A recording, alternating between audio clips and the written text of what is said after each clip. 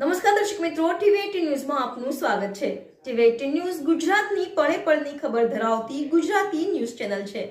હવે જોઈએ મુખ્ય સમાચાર। ચંડોળા બાદ બાપુનગરમાં મેગા ડિમોલિશન, 400 થી વધુ કાચા પાકા દબાણો પર બુલડોઝર ફેરવાયું। અમદાવાદના ચંડોળા તળાવમાં ગેરકાયદેસર દબાણો પર બુલડોઝરની કાર્યવાહી હજુ શાંત પણ નથી થઈ, ત્યાં બાપુનગરમાં તંત્રએ મોટા પાયે ડિમોલિશનની કાર્યવાહી હાથ ધરી સપાટો બોલાવ્યો છે। ગુરુવારે 29 મે સવારથી અકબરનગર વિસ્તારમાં આશરે 400 થી વધુ જેટલા કાચા પાકા મકાનો, દુકાનો પર બુલડોઝર ફેરવી દેવાયા હતા।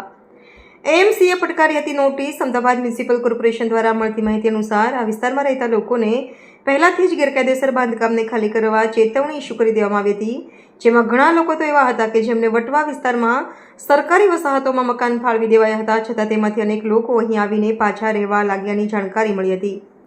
5 જેસીબી અને 8 જેટલા હિટાચી મશીન તથા અનેક ટ્રક સાથે મોટા પાયે તંત્ર દ્વારા આજે સવારથી જ સપાટો બોલાવવામાં આવ્યો હતો। તંત્રની કાર્યવાહીના પગલે લોકોએ ઉતાવળે તેમના બાંધકામ પરથી પતરા અને કામની વસ્તુઓ હટાવવાની શરૂઆત કરી દીધી હતી। જો કે કોઈ અનિચ્છનીય ઘટનાને ટાળવા માટે ચુસ્ત પોલીસ બંદોબસ્ત પણ ગોઠવી દેવામાં આવ્યો હતો। અકબરનગરમાં અસામાજિક તત્વોનો અડ્ડો હતો। કોર્પોરેટર ડિમોલિશનની કાર્યવાહી અંગે બાપુનગર વિસ્તારના ભાજપના કોર્પોરેટર પ્રકાશ ગુજરે કહ્યું કે અકબરનગરના છાપરા તરીકે ઓળખાતો આ વિસ્તાર એએમસીની માલિકી હસ્તક આવે છે।